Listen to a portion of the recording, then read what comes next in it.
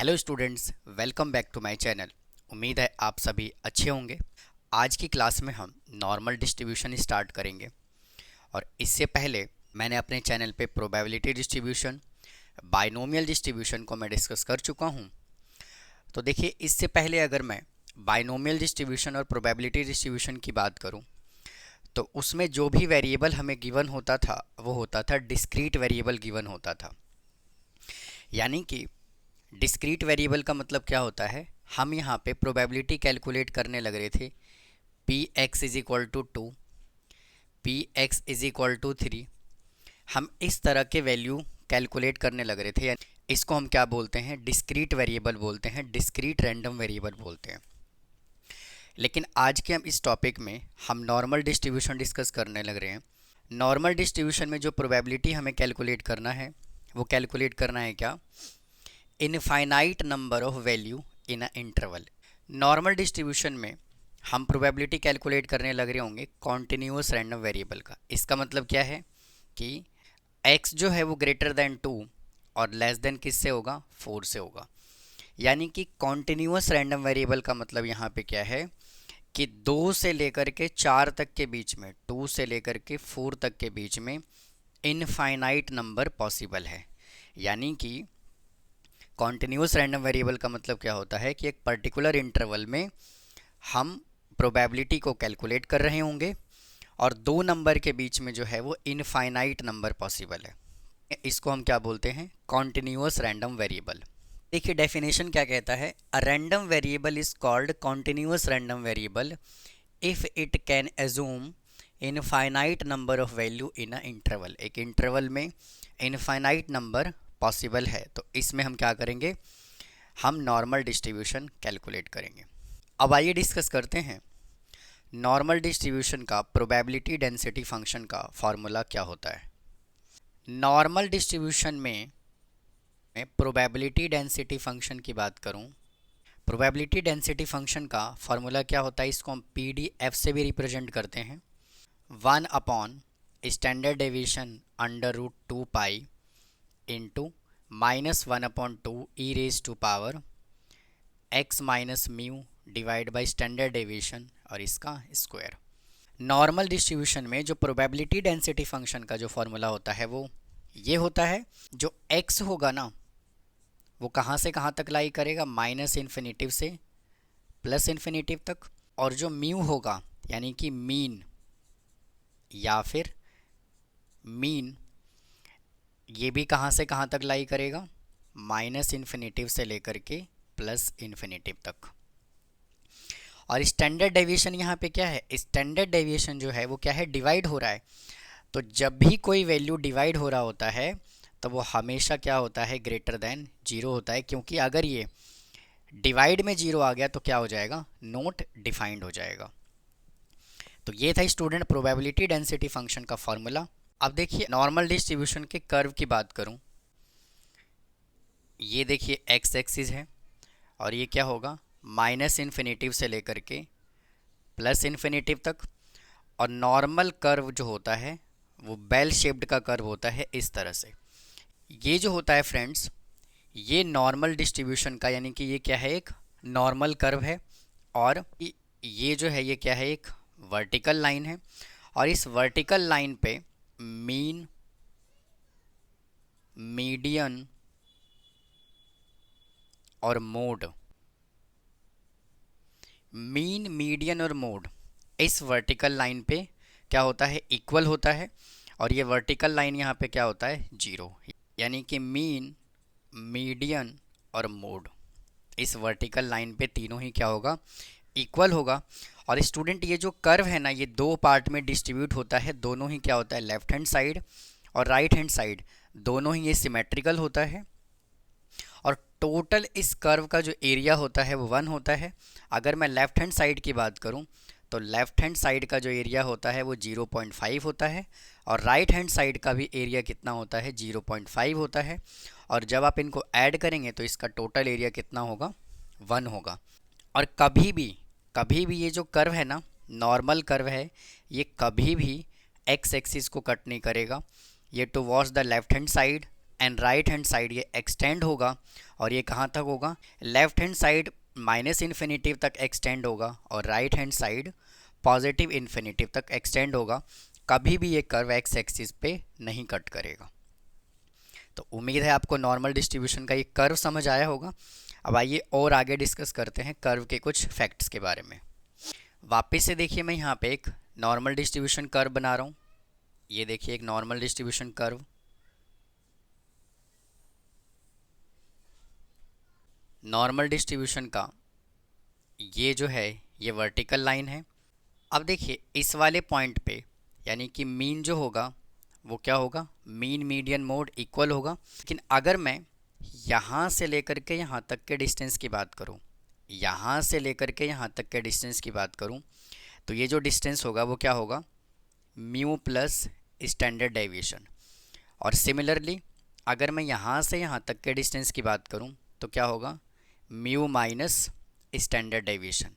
यानी कि यहाँ से लेकर के यहाँ तक का डिस्टेंस और यहाँ से यहाँ तक का डिस्टेंस क्या होगा, म्यू प्लस स्टैंडर्ड डेविएशन यानी कि मीन प्लस स्टैंडर्ड डेविएशन। तो स्टूडेंट यहाँ से लेकर के यहाँ तक ये वाला जो पूरा पार्ट है, ये वाला पूरा पार्ट, ये वाला, ये टोटल एरिया का कितना परसेंट होता है, ये टोटल एरिया का होता है 68.26%। अब देखिए अगर मैं इस एरिया की बात करूं तो ये क्या होगा, म्यू प्लस 2 स्टैंडर्ड डेविएशन। और अगर मैं इधर बात करूं तो ये भी क्या होगा, म्यू माइनस 2 स्टैंडर्ड डेविएशन। यानी कहने का मतलब क्या है, ये वाला जो एरिया है यानी कि यहाँ से लेकर के यहाँ तक ये पूरा जो मैं रेड पेन से मार्क कर रहा हूँ, ये पूरा एरिया जो है, ये पूरा एरिया कितना है, 95.45%। अब देखिए अगर मैं इसकी बात करूँ यहाँ से लेकर के यहाँ तक, तो इसको हम क्या बोलेंगे, म्यू प्लस 3 स्टैंडर्ड डेविएशन। और इसको भी हम क्या बोलेंगे, म्यू प्लस 3 स्टैंडर्ड डेविएशन। और ये वाला जो पार्ट है यानी कि टोटल पूरा यहाँ से लेकर के यहाँ तक ये पूरा एरिया, ये टोटल एरिया का 99.73% कवर करता है। यानी कहने का मतलब ये है कि अगर मैं नॉर्मल डिस्ट्रीब्यूशन की बात करूं तो यहाँ पे देखिए क्या होगा, इस वाले पॉइंट पे 0 होगा। तो यहाँ से लेकर के यहाँ तक यानी कि ये वाला पार्ट जितना डिस्टेंस इधर होगा उतना ही डिस्टेंस इधर होगा। तो उम्मीद है स्टूडेंट आपको ये नॉर्मल कर्व समझ आया होगा। जो मैंने अभी आपको समझाया है ये क्या है, नॉर्मल डिस्ट्रीब्यूशन कर्व है। जब भी हम नॉर्मल डिस्ट्रीब्यूशन का एरिया कैलकुलेट करते हैं तो हम उसको नॉर्मल डिस्ट्रीब्यूशन को हम स्टैंडर्ड नॉर्मल डिस्ट्रीब्यूशन में पहले चेंज करते हैं, उसके बाद हम किसी भी नॉर्मल कर्व का हम एरिया कैलकुलेट कर सकते हैं। बिना नॉर्मल डिस्ट्रीब्यूशन को स्टैंडर्ड नॉर्मल डिस्ट्रीब्यूशन में चेंज किए हम उसका एरिया कैलकुलेट नहीं कर सकते। तो जो यहाँ पे नॉर्मल डिस्ट्रीब्यूशन होता है, नॉर्मल डिस्ट्रीब्यूशन को हम x से रिप्रेजेंट करते हैं, लेकिन जो स्टैंडर्ड नॉर्मल डिस्ट्रीब्यूशन होता है, स्टैंडर्ड नॉर्मल डिस्ट्रीब्यूशन, इसको हम z से रिप्रेजेंट करते हैं। और इसका फॉर्मूला क्या होता है, x minus mu divided by standard deviation. यानी कि जब भी कोई भी क्वेश्चन हमें गिवन होगा वो नॉर्मल फॉर्म में अगर गिवन होगा तो हम पहले उसको स्टैंडर्ड नॉर्मल डिस्ट्रीब्यूशन वेरिएबल में चेंज करेंगे, जिसका फॉर्मूला क्या होता है, x minus mu upon standard deviation. तभी हम उसका एरिया कैलकुलेट कर सकते हैं। यानी कि नॉर्मल डिस्ट्रीब्यूशन के वेरिएबल को हमें स्टैंडर्ड नॉर्मल डिस्ट्रीब्यूशन में पहले चेंज करना होगा, तब जा कर के हम उसका एरिया कैलकुलेट करेंगे। अब आइए बात करते हैं स्टैंडर्ड नॉर्मल डिस्ट्रीब्यूशन कर्व के बारे में और नॉर्मल डिस्ट्रीब्यूशन कर्व के बारे में। दोनों में डिफरेंस समझते हैं कि क्या होता है। मैं कर्व बना लेता हूँ। ये देखिए एक्स एक्सिस है और ये मैं एक कर्व बना लेता हूँ। देखिए यानी कि ये वाला जो वर्टिकल लाइन है और यहाँ पे मीन जो होगा वो क्या होगा, 0 होगा। और अगर मैं इस वाले एरिया की बात करूँ यानी कि यहाँ से यहाँ तक का जो एरिया होगा वो कितना होगा, mu plus standard deviation. Similarly अगर यहाँ से यहाँ तक के एरिया की बात करूँ तो ये क्या होगा, म्यू माइनस स्टैंडर्ड डेविएशन। अगर मैं इस एरिया की बात करूँ, mu plus 2 standard deviation, mu plus 3 standard deviation. Similarly mu minus 2 standard deviation और म्यू माइनस 3 स्टैंडर्ड डेविएशन। और इधर क्या होगा, माइनस इन्फिनेटिव, इधर होगा प्लस इन्फिनेटिव है। ये जो हमने लाइन कंसीडर किया है ये वाला, इसको हम बोलते हैं एक्स स्केल। यानी कि ये क्या है, नॉर्मल फॉर्म में है अभी ये, लेकिन हमें इसको क्या करना है, स्टैंडर्ड नॉर्मल डिस्ट्रीब्यूशन फॉर्म में चेंज करना है। तो यानी कि एक्स स्केल को हमें क्या करना होगा, पहले जेड के स्केल में चेंज करना होगा। तो इसका मतलब यहाँ पे क्या है कि जो स्टैंडर्ड डेविएशन का जो वैल्यू होगा वो क्या होगा, 1 होगा। ये तो 0 ही होगा। और अगर मैं यहाँ पे स्टैंडर्ड डेविएशन की वैल्यू अगर मैं 1 पुट कर दूँ तो यहाँ पे क्या आएगा, 1 पॉजिटिव का 1, इधर क्या आएगा पॉजिटिव 2, इधर क्या आएगा पॉजिटिव 3। और अगर मैं इधर पुट करूँ स्टैंडर्ड डेविएशन की जगह पे 1 तो इधर आएगा -1, -2, -3। यानी कि ये वाला जो स्केल है ना आपका, ये वाला, ये कहलाएगा आपका जेड स्केल। कि अगर आपको स्टैंडर्ड नॉर्मल डिस्ट्रीब्यूशन की अगर बात करनी है तो स्टैंडर्ड नॉर्मल डिस्ट्रीब्यूशन इसका क्या होगा, यहाँ से यहाँ तक क्या होगा +1, यहाँ से यहाँ तक क्या होगा 2, यहाँ से यहाँ तक होगा 3, और वापस से ये भी क्या होगा माइनस इन्फिनेटिव से प्लस इन्फिनेटिव तक। उम्मीद है फ्रेंड्स आपको normal distribution, standard normal distribution के कर्व में डिफरेंस समझ आया होगा। अब आइए इसके क्वेश्चंस को हम कैसे सॉल्व करते हैं इसको डिस्कस करते हैं। अब आइए फ्रेंड्स नॉर्मल डिस्ट्रीब्यूशन के क्वेश्चन को हम कैसे सॉल्व करेंगे इसको डिस्कस करते हैं। तो अभी अभी मैंने आपको क्या बताया कि किसी भी नॉर्मल डिस्ट्रीब्यूशन को हम सबसे पहले स्टैंडर्ड नॉर्मल वेरिएबल में यानी कि स्टैंडर्ड नॉर्मल डिस्ट्रीब्यूशन में हम चेंज करेंगे। क्या क्वेश्चन गिवन है, x is a normal distribution random variable with mean mu दिया हुआ है कितना 10 और स्टैंडर्ड डेविएशन है 2, और हमें देखिए x लेस देन 13 कैलकुलेट करना है, और सेकेंड पार्ट में हमें x ग्रेटर देन 16 कैलकुलेट करना है, और थर्ड पार्ट हमें ये गिवन है। तो देखिए इसके क्वेश्चन को हम कैसे सॉल्व करते हैं, बिल्कुल हम बेसिक से और डिटेल में समझेंगे। एक भी डाउट मैं रहने नहीं दूंगा, सभी के सभी डाउट्स मैं यहाँ पे क्लियर करता हुआ चलूँगा। क्वेश्चन हमें क्या गिवन है, px लेस देन 13, ये हमें किस में गिवन है, नॉर्मल डिस्ट्रीब्यूशन के फॉर्म में गिवन है। और नॉर्मल डिस्ट्रीब्यूशन को सबसे पहले हमें किस में चेंज करना पड़ेगा, स्टैंडर्ड नॉर्मल डिस्ट्रीब्यूशन में। तो स्टैंडर्ड नॉर्मल डिस्ट्रीब्यूशन का फॉर्मूला क्या होता है, z is equal to x minus mu divided by standard deviation. यानी कि अगर हमें किसी भी नॉर्मल डिस्ट्रीब्यूशन के क्वेश्चन को जो किस में गिवन होता है, x में गिवन होता है, उसको हमें z के फॉर्मेट में पहले चेंज करना पड़ेगा, उसके बाद जाकर के हम क्वेश्चन को सॉल्व कर पाएंगे। यहाँ पे देखिए मीन कितना गिवन है 10, यानी कि म्यू गिवन है 10 और स्टैंडर्ड डेविएशन है 2, और x हमें कितना गिवन है 13।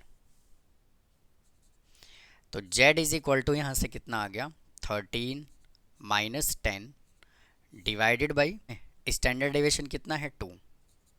z is equal to 3/2 is equal to 1.5।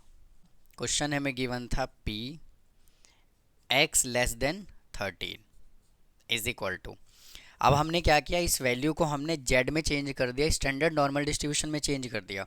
तो आपको क्या करना है, x की जगह पे लिखना है z, और ये लेस देन का साइन एज इट इज़, और ये 13 की जगह पे क्या लिखना है 1.5।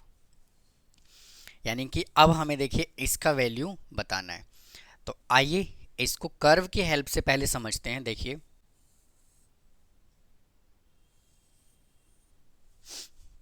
यानी कि ये जो है क्या है, ये नॉर्मल डिस्ट्रीब्यूशन का कर्व है, उधर क्या आएगा माइनस इन्फिनेटिव, और इधर जो है ये प्लस इन्फिनेटिव, और ये इसका वर्टिकल लाइन, और यहाँ पे क्या होगा 0।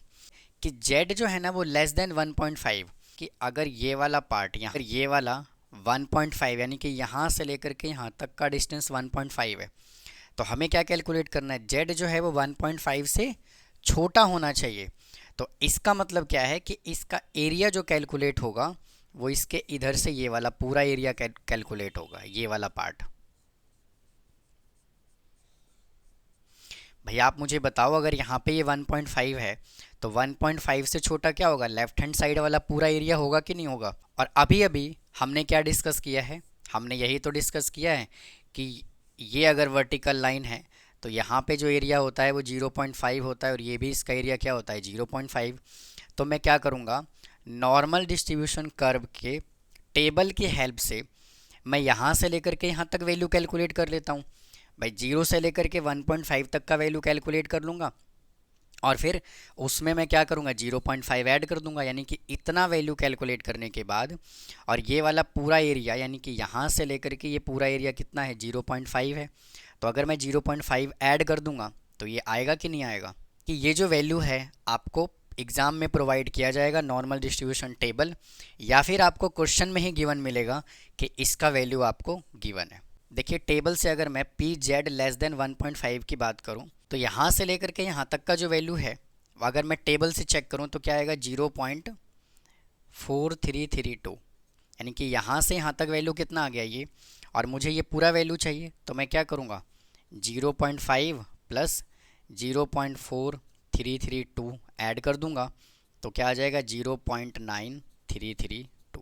तो ये देखिए इस क्वेश्चन का आंसर आ गया। तो उम्मीद है फ्रेंड्स आपको ये फर्स्ट पार्ट समझ आया होगा।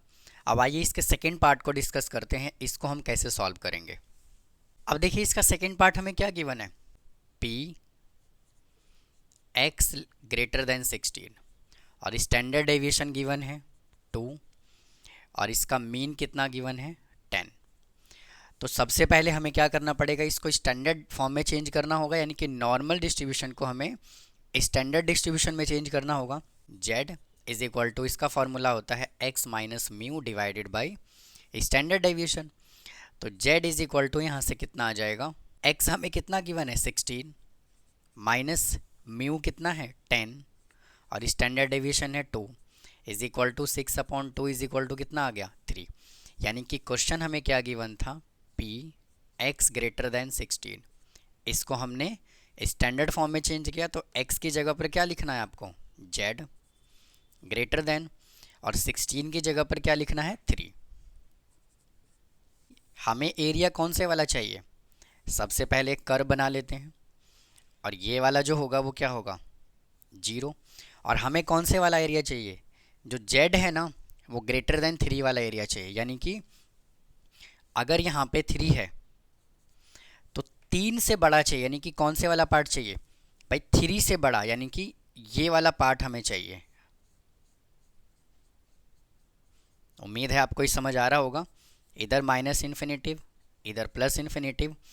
तो अगर यहाँ पे 3 है तो 3 से ज़्यादा वाला एरिया चाहिए, मतलब कहने का ये है कि अगर यहाँ से यहाँ तक 3 है तो इसके उस साइड वाला एरिया यानी कि 3 से राइट हैंड साइड वाला एरिया हमें चाहिए। तो हम करेंगे क्या, देखिए 0 से लेकर के 3 तक, यानी कि ये वैल्यू तो हमें किससे मिल जाएगा, स्टैंडर्ड नॉर्मल डिस्ट्रीब्यूशन टेबल से। और अभी अभी मैंने आपको क्या बताया है कि अगर ये नॉर्मल कर्व है और ये ओरिजिन है तो ये वाला पार्ट जो होगा वो 0.5 होता है और ये वाला भी 0.5 होता है। 3 से हमें उधर वाला एरिया चाहिए, तो मैं क्या करूँगा, ये पूरा एरिया यहाँ से लेकर के यहाँ तक कितना है 0.5 है। तो मैं इसका वैल्यू कैलकुलेट करके 0 से 3 तक के टेबल में वैल्यू चेक करके मैं 0.5 में से माइनस कर दूंगा तो मुझे ये वाला एरिया मिल जाएगा, इज इक्वल टू 0.5 माइनस, और 3 की वैल्यू जब आप नॉर्मल डिस्ट्रीब्यूशन टेबल से चेक करेंगे तो क्या होगा 0.4987, और जब आप इसको माइनस करेंगे तो आएगा 0.0014। तो ये देखिए इसका आंसर आ गया। अब आइए फ्रेंड्स इसके थर्ड प्रॉब्लम को सॉल्व करते हैं। देखिए थर्ड पार्ट हमें क्या गिवन है, थर्ड पार्ट हमें गिवन है p 12 लेस देन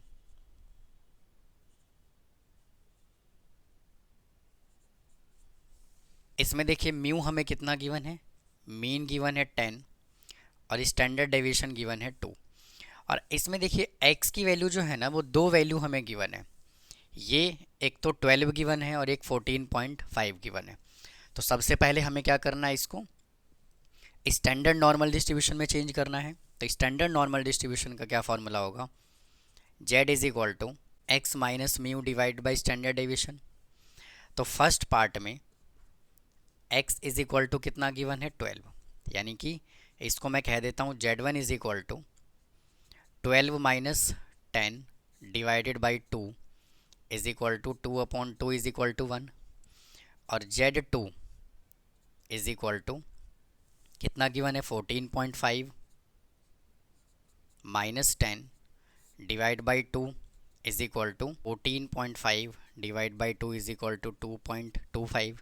कि ये हमें नॉर्मल फॉर्म में गिवन था, यानी कि p 12 less than x 14.5 p into 12 की जगह पर हम क्या लिखेंगे 1 लेस देन x की जगह पर हम लिखेंगे z लेस देन, और 14.5 की जगह पे लिखेंगे हम 2.25। यानी कि एक्चुअल में अब हमें ये वाला एरिया चाहिए। तो इसका एरिया हम देखिए कैसे कैलकुलेट करेंगे। वापस से एक हम कर्व बना लेते हैं, इधर माइनस इन्फिनिटिव इधर प्लस इन्फिनिटिव, और ये इसका मीन इज इक्वल टू क्या होता है 0।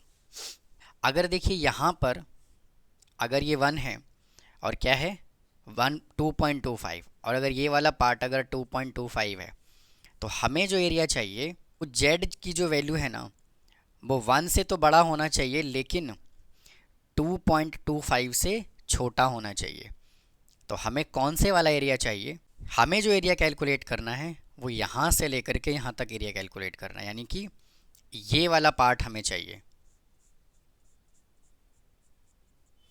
तो उम्मीद है आपको ये समझ आया होगा। तो हम करेंगे क्या, हम 0 से लेकर के 2.25 तक की वैल्यू कैलकुलेट कर लेंगे, मतलब कि यहाँ से लेकर के यहाँ तक वैल्यू कैलकुलेट कर लेंगे, और फिर नॉर्मल डिस्ट्रीब्यूशन टेबल से हम यहाँ से लेकर के यहाँ तक की वैल्यू कैलकुलेट कर लेंगे। और पूरे वाले पार्ट में से अगर ये वाला पार्ट में माइनस कर दूँ तो ये बचेगा कि नहीं बचेगा, तो बिल्कुल बचेगा। एक्चुअल में हमें करना क्या है,